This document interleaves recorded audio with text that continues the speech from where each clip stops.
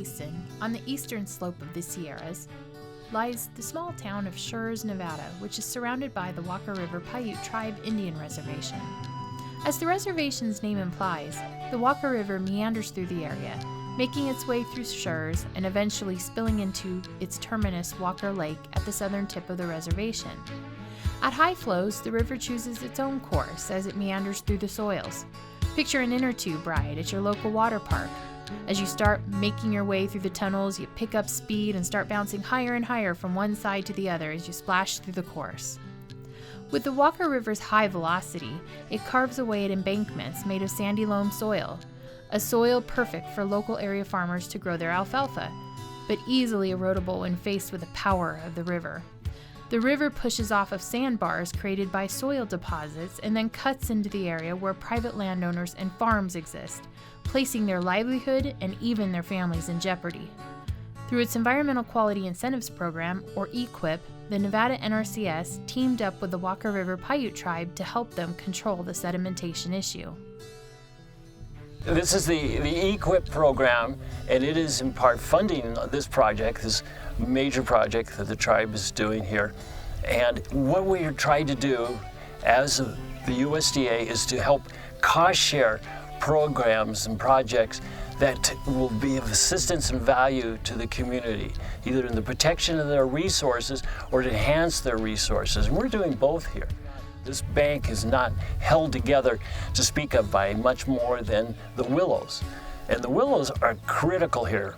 So what we've done is we use a heavy rock on the toe, and then as we come up, we have what we call tiebacks that tie the rock back into the bank. And they are actually called tiebacks. They link everything together. The bays or the benches, the soil benches that are here, this is where we've taken fabric. This is this bioengineering fabric that will act as a mulch and as a structure. It will protect it from the blowing winds. It will also hold the water. And what we have is willow poles punched into down to as much as 4 feet of length into the bed to help hold everything together as they grow and sprout. This is the outside of the bend. It's bouncing off the upstream side and hitting this side.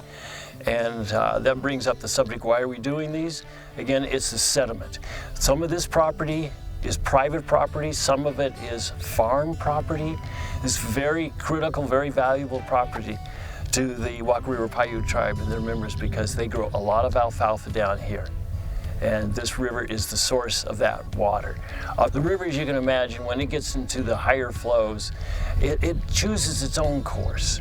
As it meanders through the particular soils, and we are the Natural Resources Conservation Service, we concentrate heavily on soils. And we had here a very sandy, silty, loamish soil. And as a consequence, it would erode quite easily. The tribe has just completed its third river stabilization project with NRCS, so it's easy to look at the newly constructed project to see what it entails and then go downstream to see what the result will look like months or years down the road. The primary objective for the latest project was to reduce nonpoint source pollution by improving bank stability. Although the area is suffering its 4th year of drought, it did allow for easier accessibility to the project area since the river is dry. From years ago, we decided that when we get grants, I'm just talking about my program, that we hire our own people because a lot of the kids and a lot of people that live in town have the skills, but they never get the opportunity, so I'm giving them the opportunity. So I think this project has done a lot to open eyes for our people when they actually see it. You know, how the river system works, and also how kids, when they see it, they'll kind of know why this work is done, and all the people that was involved can spread the word. That'll be good.